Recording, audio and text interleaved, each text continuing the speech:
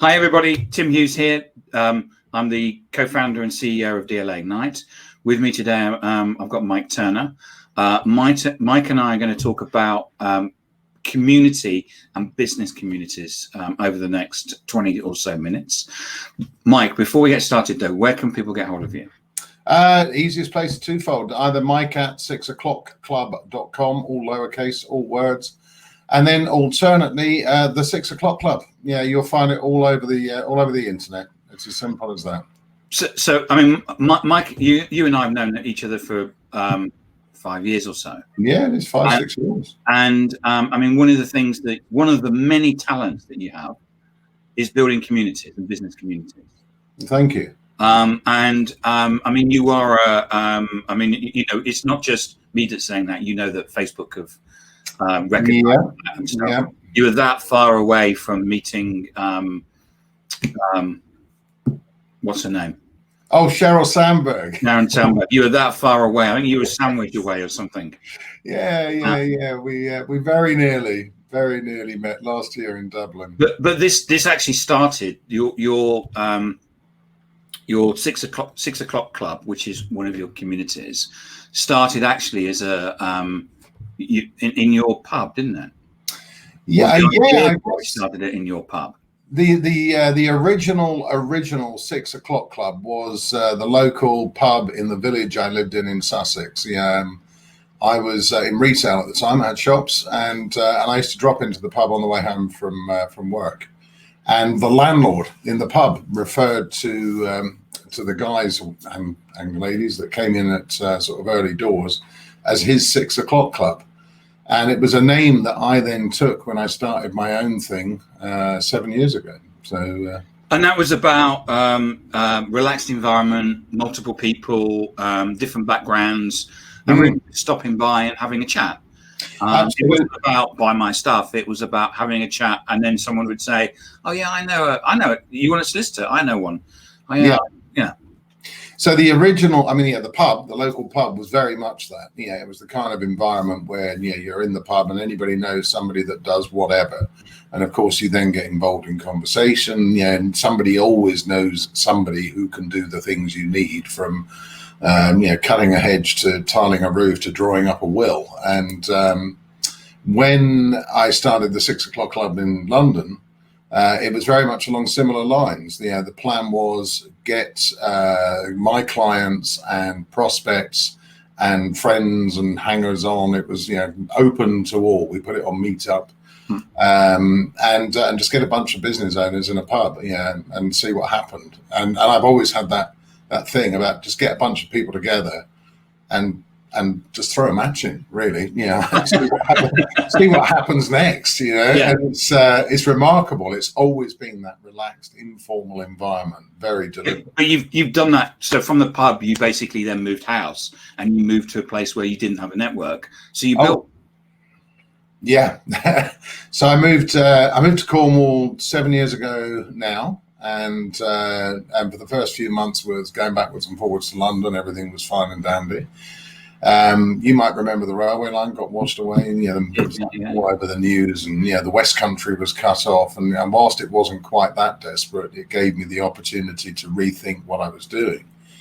And I decided that I would try and do business here in the West Country. I live in Cornwall. We're sort of the far end of the line, pretty much.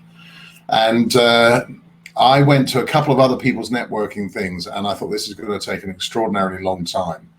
And I set up my 6 O'Clock Club here in Plymouth. And I did it in the first instance. It was for me to meet other business owners. I put a thing online.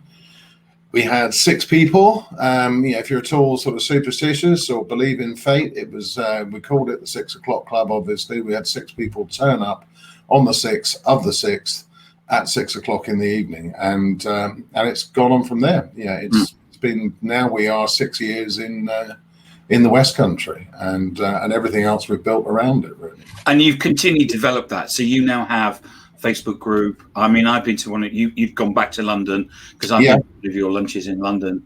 And now you've got 6 O'Clock Club. I mean, that's your email address. It's your brand, isn't it?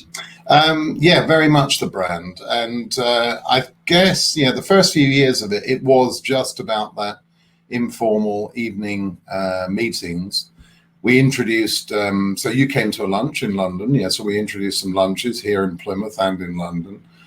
Some on a small scale, some on a much bigger scale. We did a big one last year in Plymouth. We were fortunate enough to get the now governor of the Bank of England. At the time, he was the CEO of the Financial Conduct Authority. So we had him as a lunch guest. Yeah, and so we've done that sort of lunch thing, other event type thing, as well as informal drinks. The core of it has been that informal sort of, let's just get together, socially, and have a conversation. And that's sort of what we've taken online as well. Really, is that informality.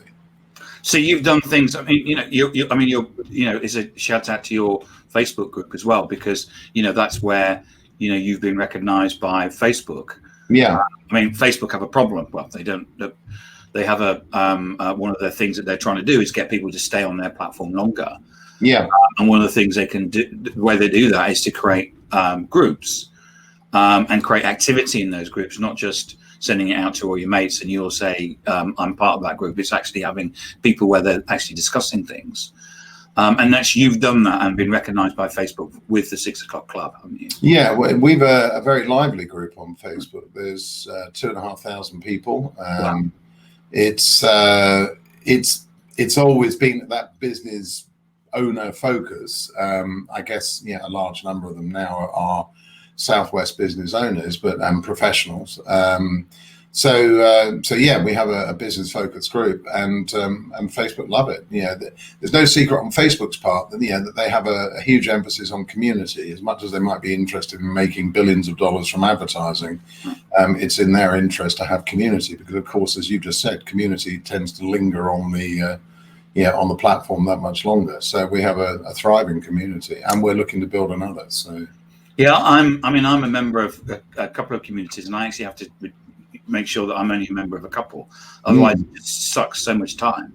It can be, because it becomes like, I guess it's like any club. If my partner is a rower, and the rowing club. She was a rower. She's not a rower now, but the rowing club still is actually part of her life. Mm-hmm. Even though it may be friends on WhatsApp. Yeah. So yeah, it can suck, and this is one of the things with Facebook. Ironically, over the course of the last 3 months of this lockdown, Facebook use has increased dramatically. Yeah. I think overall internet use has increased, but Facebook dramatically. And a large part of that is community. It's people, whether it's their local village group or special interest groups of one kind or another. There's people that are just wanting to extend conversation. Yeah. So we talked about the 4 things that you needed to know about running a community. Oh yeah. And we brainstormed this actually when we had a prep call. And there was a number of things. One was the first one was about having a clear purpose. Totally. But I think that goes without saying. Even individually, I've been reading just recently Ikigai, so that sort of Japanese sense of purpose, having a sense of purpose personally, and when you have a group, you need a clear identity. This is what the group is about. Lots of groups form because people think it's a good idea, but there's no clear purpose as to what's happening. We have a very clear purpose, which is to support, and in fact, I've refined that purpose, much more recently. To help educate business owners and professionals, so that they are better informed, better educated about how to make, sort of better choices for their business. That's, I think it's fundamental to any group, really, is to have a clear identity.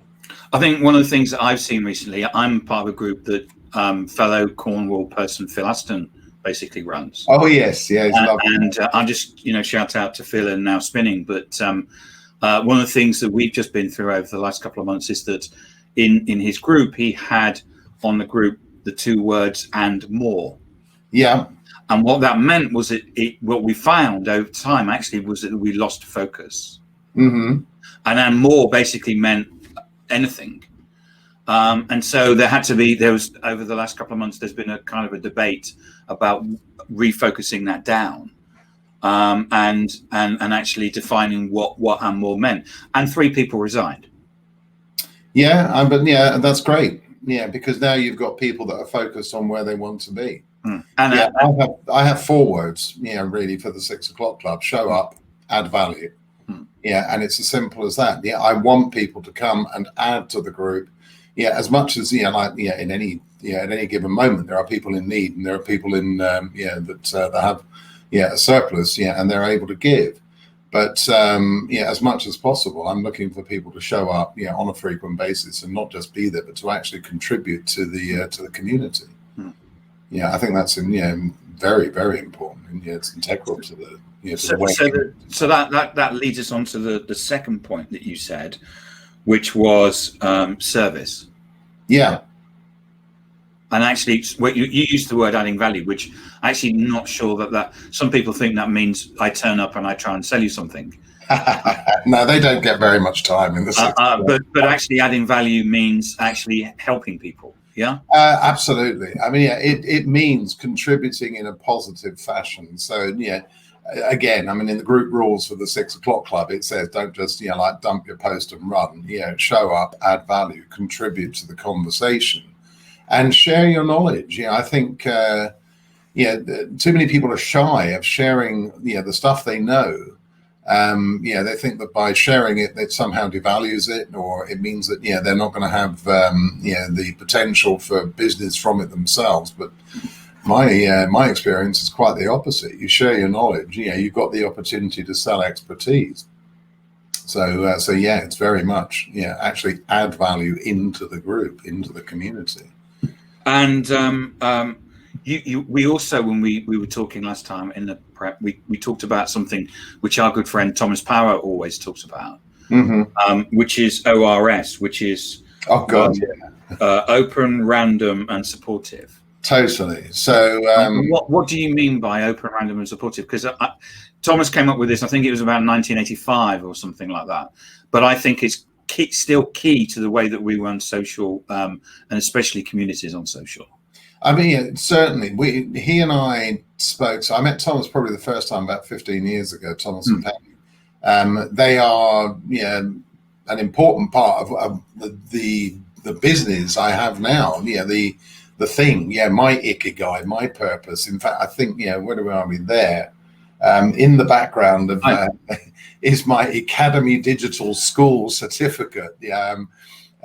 Thomas and Penny ran a workshop, some 10, 12 years ago, and I was one of the first people to do that. So for people watching, Thomas Power ran a social network called Academy before LinkedIn started.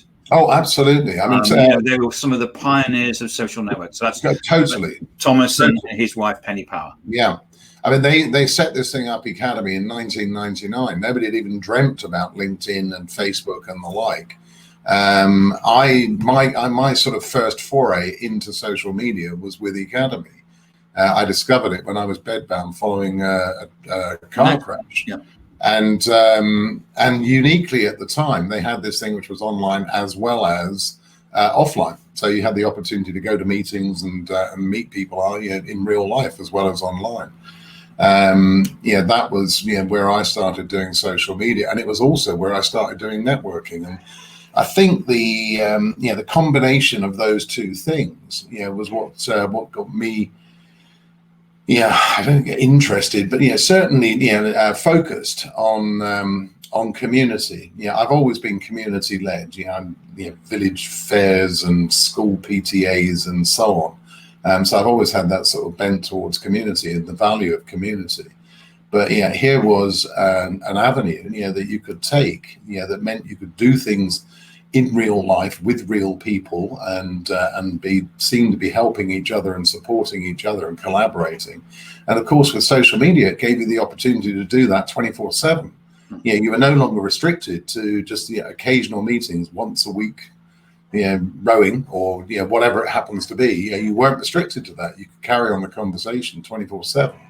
And that was what really started to excite me. And open, random, and supportive. What's your definition of that? So open, random. I'll bring you back, Mike. Don't worry. Yeah, well, you're doing a grand job, Tim. Have you done this before, by any chance? I may have done, yeah. So now, open, random, and supportive. Yeah, very simply. Thomas and I talked about this years ago, and he put it this way around: that the way that business used to be done was closed, selective, and controlling. So in any given environment, you would play your cards close to your chest.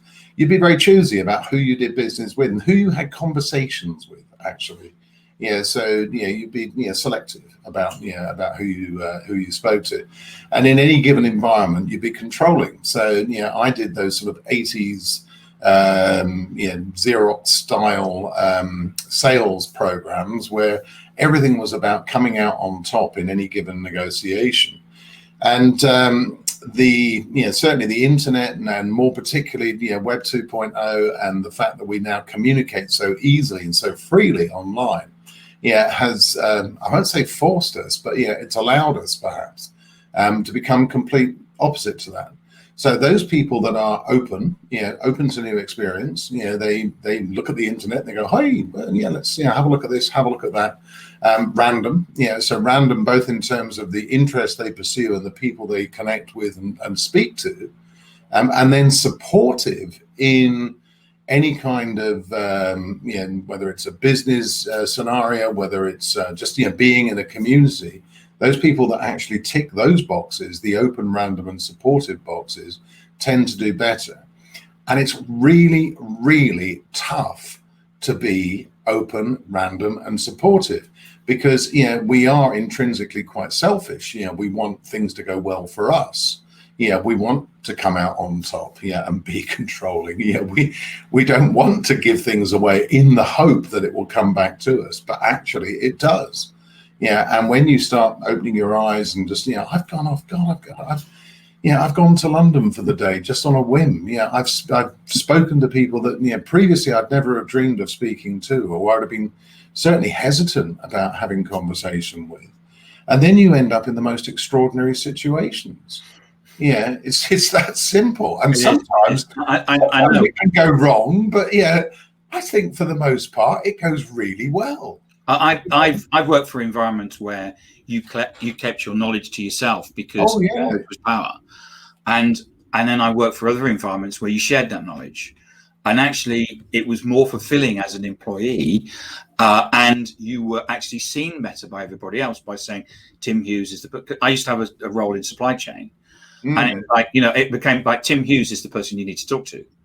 And I ended up, even though my role was across Europe, I ended up being known across the whole of the world because Tim I just became the go-to person. And that was, fulfilling for me, and I supported the rest of the business. But that's the same for whatever you do, is to share that knowledge, because a lot of people think, well, if I keep the knowledge away, that's all I've got. And actually, what people do is they recognize it and they will come back and they understand the value of that. I mean, you can't hope, to be the go-to person unless, you give away, the stuff that it's as simple as that. I think that, that anybody that thinks differently actually is a complete fool, to be frank. And the more I do it, the better it gets. Yeah. And that's what you talk when it's kind of the adding value. The adding value is in the community is to say, I know about this and I'm going to share that. And it may be, for example, someone's looking for a will, and they say, well, I don't sell wills, but this is the person I know that does. When I did a will, this was my experience. I understand your background. You may want to think about that. And that person will go, I really appreciate you sharing that because I wouldn't have thought of that. And then the person actually thinks about you better because you've shared it. Well, ironically, you're saying about will writing. So, one of the six, the first six here in Plymouth, was a guy who's a will writer. He has a will writing business here in Plymouth. Big shout out to Paddy Porter. You owe me beer for that one. Thanks, Paddy. So Paddy has a will writing business in Plymouth. Paddy it constantly, gives away free information about wills. Now, you could be cynical and say, oh yeah, of course he's going to do that because that means people will come to him. But it's not the case. He's actually doing it because he's genuinely concerned that people are properly set up, that they have all of those affairs in order, and that anybody should be properly sort of set up in that respect. And of course, if somebody wants to come to him to write a will, great. What actually happens in practice is that, say, within the 6 o'clock club or generally within the Plymouth community, when people need a will writing, they say, oh, you need to go and speak to Paddy. Yeah, and the same thing, there's a locksmith locally. You think, oh, locksmith, but the local locksmith, is forever giving of his own time and his own, money, all sorts, into the community. And what happens, when people say, do you know a locksmith? It's, you need to go and speak to Paul. And that's the way things work. I get the same thing when people want to know about Facebook. Well, you need to speak to Mike. Why wouldn't I tell more and more people about the thing that I'm good at and that I enjoy doing? I think it's would be crazy, personally, to think anything different. So the next, so moving on, the next thing that you said that in terms of building a community, which is kind of one of the things that you've just started to allude to there, is about letting go and letting go and basically not. Oh yeah. So again, it's essential. Along with that thing of service, ego. So I enjoy being the center of attention. You do mind. But at the same time, you need to let that ego go. And in your community, again, you need to actually say, right, well, other people can just get on with things and give that latitude. Every now and again, you have to go in and be sort of like sheriff or clamp down on whatever it happens to be. So we've got issues the last 3 months, to do with coronavirus, to do with I'm not going to go into too much about Trump or Black Lives Matter and so on.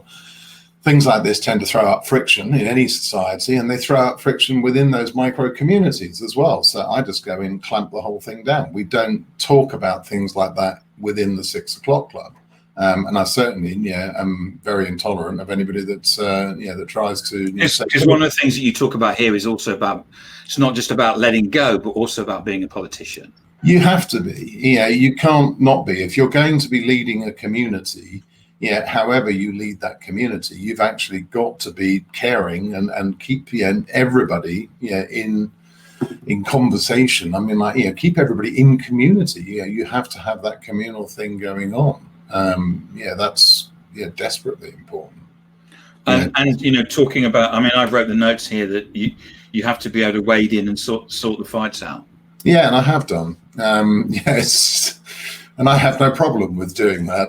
I'm not an aggressive person, but every now and again you have to say no, and that's it. And whether that's in, I've even had to do it in my local village community of all things. We have a village Facebook group, that I admin, and arguments over planning, tend to be sort of. I guess.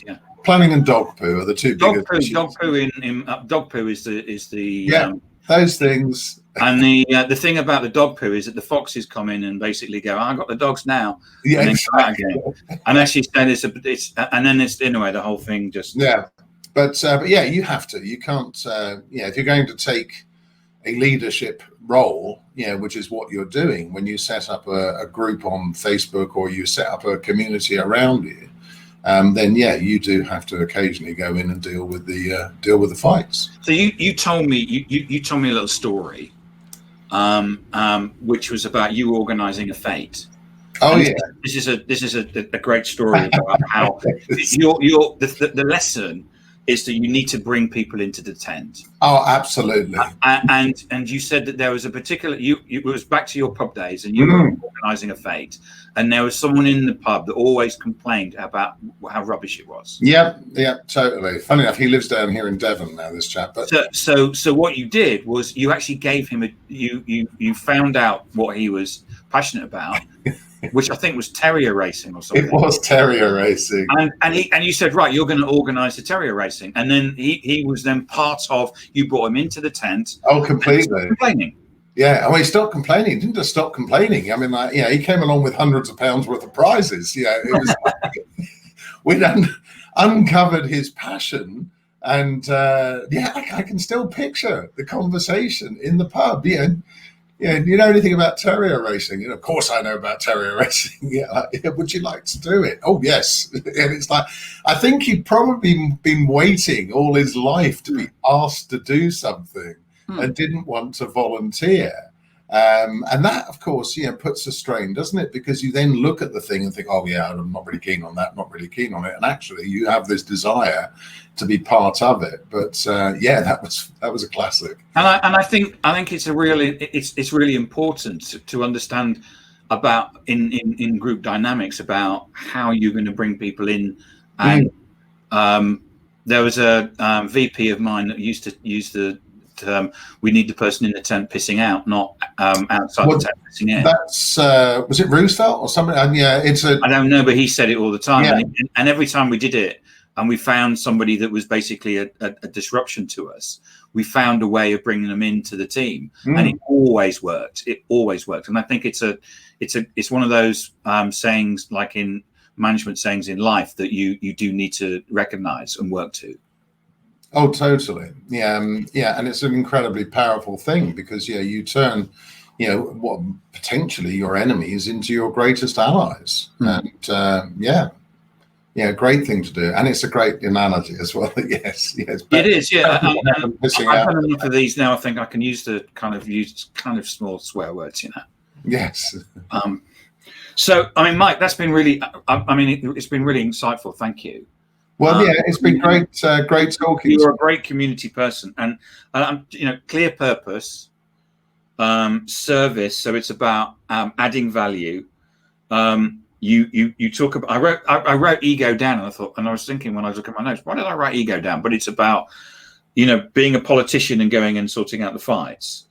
But you also talk about preparing to let go, because there's so many people where this is my baby, and actually you have to let it go, and you have to let babies climb trees and then fall out. Yeah. And then pick them up and actually deal with the consequences of them falling out, rather than just saying you're not climbing trees. Well, one of the loveliest things, Tim, just a second with this, of letting things go, is that you encourage people. So again, coming back to the guy with the terrier racing, we've got a guy that recently become very active in the 6 o'clock club. And Mike is keeping the humor level going along really, really well. The most incredible puns. He works in finance, but he's keeping puns going along all the time. Anything from cows to mince pies. I won't even go to the details on this, but just the stories, and of course that's encouraging further engagement. Now I would never have dreamt of that, but somebody comes in and they start a ball rolling, and it's now encouraging other people to come up with that, just sort of general banter that you might expect to see in a work environment. And it's lovely, having things like that happen. Fantastic, and I agree. And it's the community is a sum of all the parts of the personalities of the people. Oh, completely. And everybody is different, and not everybody agrees with you, and you just have to go along with that, and it's you have to hold on tight and let it go. So Mike, remind everybody where they can get hold of you. They can get hold of me at mike@6o'clockclub.com. They can find the 6o'clockclub.com on online, 6 o'clock club on Facebook and on LinkedIn now as well. And as of next week, the 6 o'clock club advantage. So this is a whole new thing, all focused on education and support. So they'll be able to find that. Okay, fantastic, Mike. Have a wonderful day. Thank you very much. I'm sure it is in Cornwall. It is here in London. So. It's baking here. It's lovely. This is the weather we're known for. So perfect. Thanks, Mike. Privilege talking. Thank you very much, Tim. Thanks for sharing your expertise. Thank you. Bye-bye. Thanks, Mike. Bye.